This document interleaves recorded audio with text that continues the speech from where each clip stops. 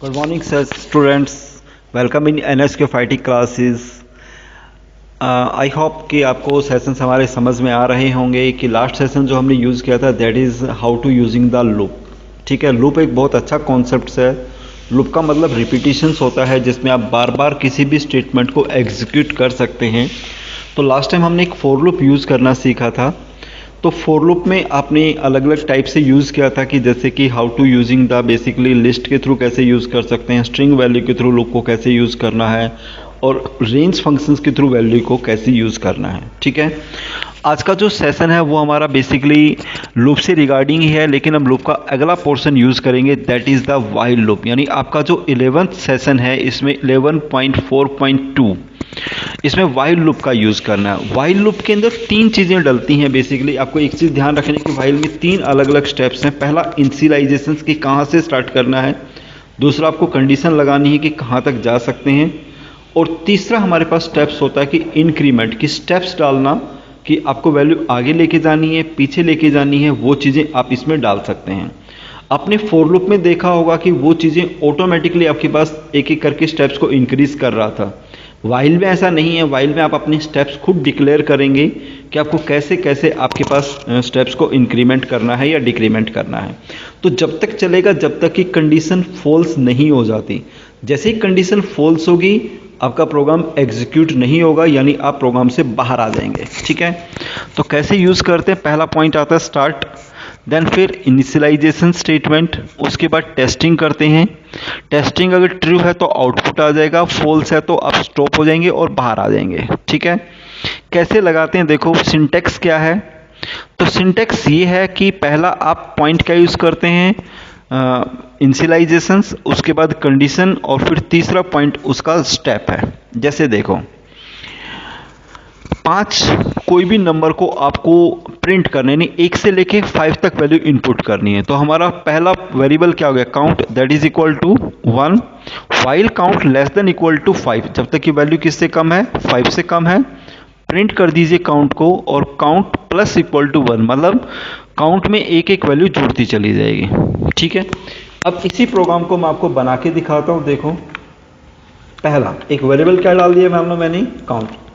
इसकी value initialise करनी है तो वैल्यू क्या हो गई 1. कि आपका पहला जो लूप है वो कहाँ से स्टार्ट हो जाएगा, 1 से स्टार्ट हो जाएगा. व्हाइल काउंट लेस देन 5, जब तक की value less than equal to 5 डाल देता हूँ. 5 तक चलाना है मान लो, जब तक वैल्यू किससे कम है, 5 से कम है. ठीक है, यहाँ प्रिंट कर दीजिए किसको, काउंट को प्रिंट कर देता हूँ मान लो मैं. ठीक है, and then count plus equal to 1, यानी काउंट में एक एक वैल्यू में जोड़ता चला गया. आगे समझ में.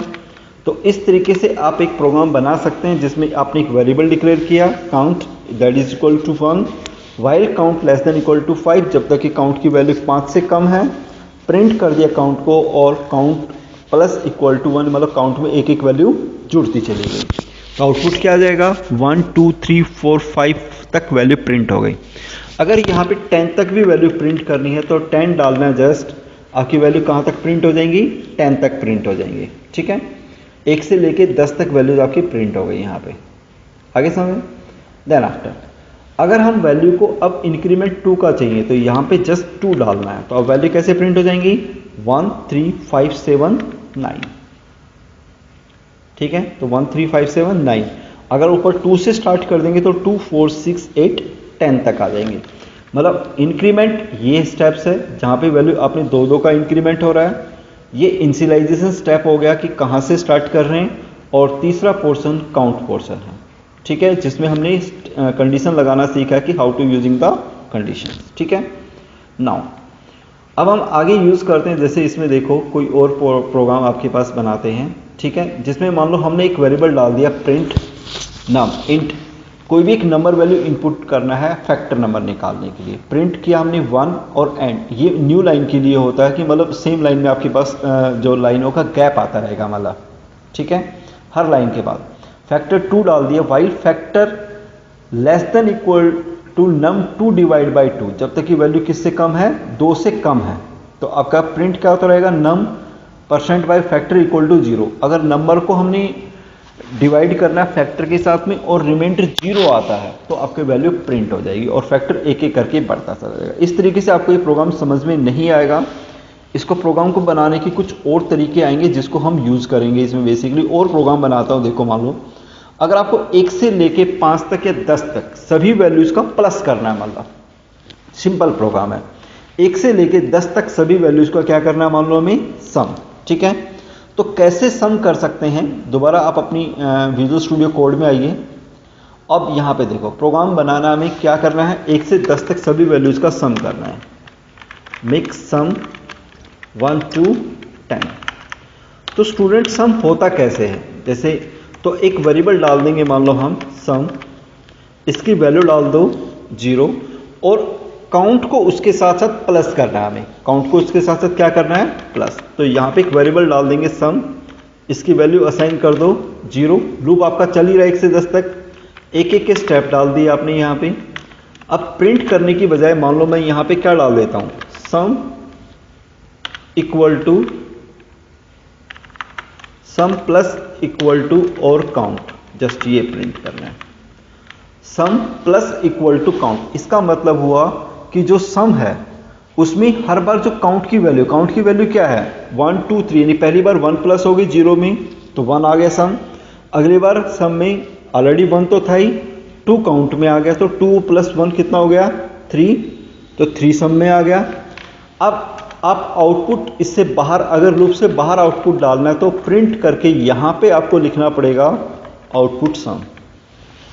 देखिए डिफरेंस क्या है, पहले वाले वेरिएबल में अगर हम लूप के अंदर वैल्यू प्रिंट करते हैं तो बार बार वैल्यू रिपीट होंगी। अगर लूप से बाहर आते हैं तो जस्ट इस लाइन के बाहर, मतलब यहां पे देखिए गैप नहीं डालना आपको। तो गैप नहीं डालोगे तो लूप के साथ एक ही बार लूप से बाहर आ चुके हैं, इसका मतलब हम अगर हम अब एग्जीक्यूट करते हैं तो आपका जो आउटपुट आ गया वो कितना आ गया, 55।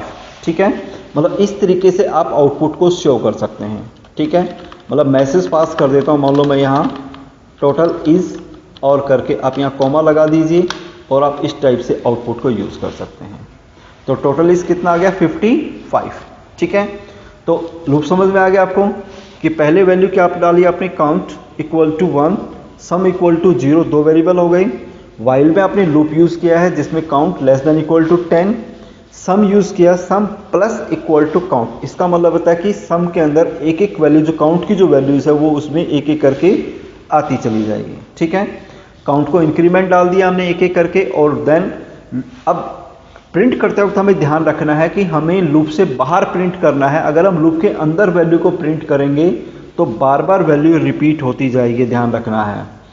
अब हमें आउटपुट एक ही बार चाहिए था तो हमने लूप से बाहर आए वहां पे और प्रिंट स्टेटमेंट लिखी आपने, प्रिंट टोटल इज, और वहां पे एक मैसेज को असाइन कर दिया। ठीक है, तो दैट इज द प्रोग्राम कि हम लूप का प्रोग्राम कैसे बना सकते हैं।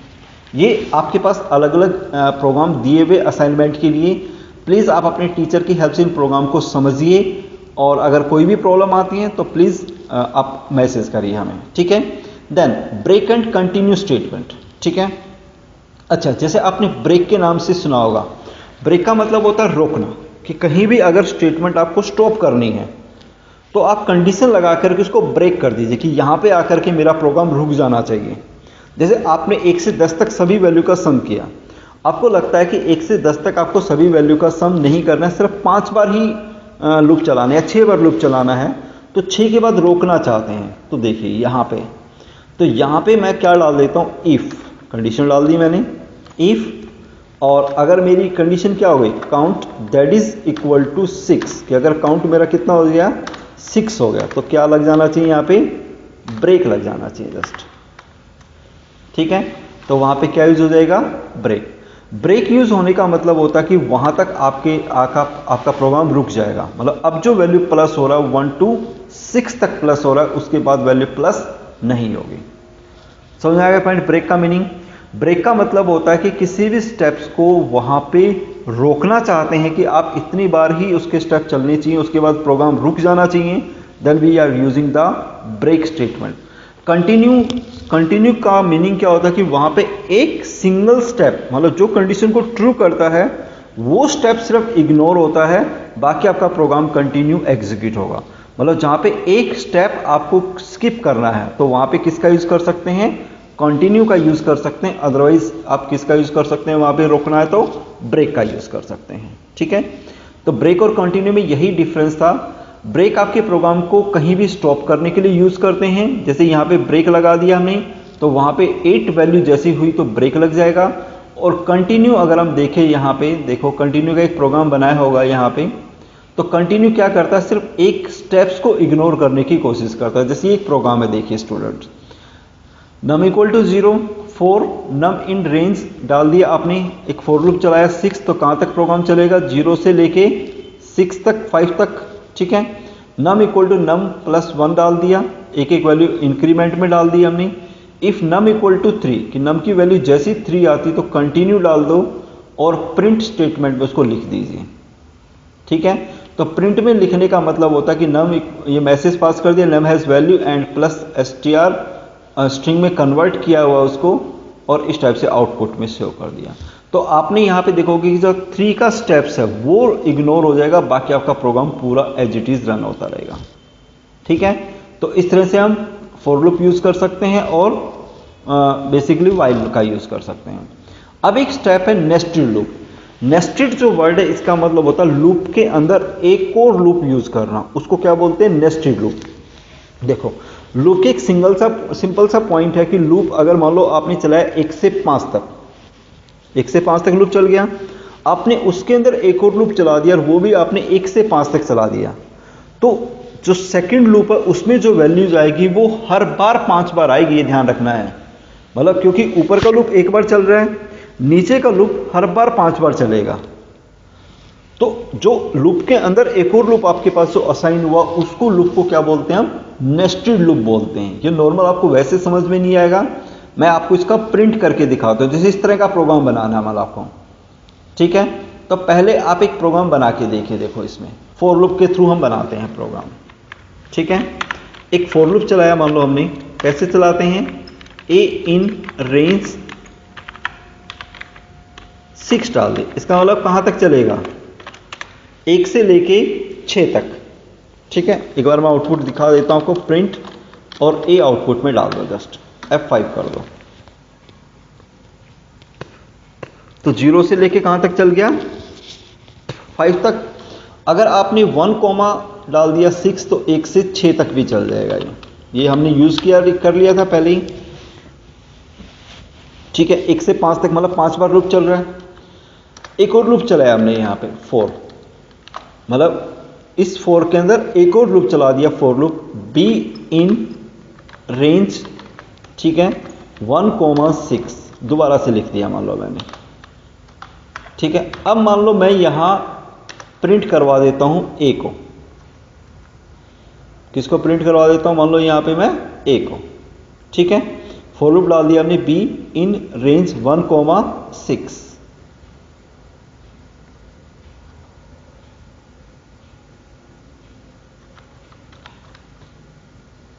ठीक है, इस टाइप से आपने डाल दिया, और यहां पे मान लो मैं कोई भी वेरिएबल प्रिंट करवा देता हूं, ए या बी। ठीक है, ए ही प्रिंट करवा दो मान लो, तो आउटपुट क्या आएगा देखो। अब एक आपके पास वैल्यू आ गई यहां पे, देखो एक कितने बार आ रहा है, 5 बार, 1 2 3 4 5, फिर 2 भी 5 बार आएगा, यानी वैल्यू जो प्रिंट हो रही है वो कितनी बार प्रिंट हो रही है, 25 टाइम तक वैल्यूज आपकी प्रिंट हो रही है। तो इस तरीके से जो आउटपुट आप यूज करते हैं, मतलब ये आपके पास यूज करने का एक तरीका है कि इस तरीके से आउटपुट आप यूज कर सकते हैं बेसिकली। ठीक है, तो ये नेस्टेड लूप होता है। नेस्टेड लूप का मतलब होता है लूप के अंदर एक और लूप यूज करना, उसको क्या बोलते हैं, नेस्टेड लूप। ठीक है, अच्छा एक बार मैं यहां पे जो वैल्यू प्रिंट हो रही है मेरी, उसमें मैं एक एंड फंक्शन यूज कर देता हूं।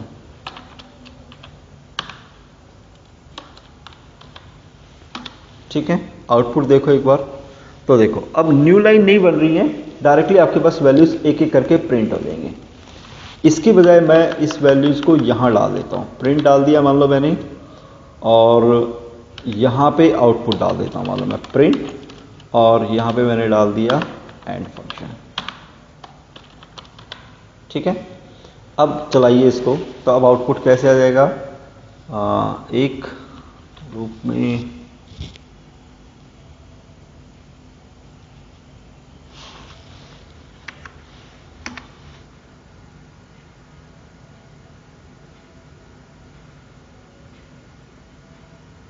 चलो ठीक है। तो इस तरीके से आप प्लीज़ इनको कोशिश करिए थोड़ा सा बनाने की। तो that is the nested loop है ये, कि आप लूप के अंदर एक और लूप कैसे चलाते हैं, तो वो प्रोग्राम आप इसमें बना सकते हैं।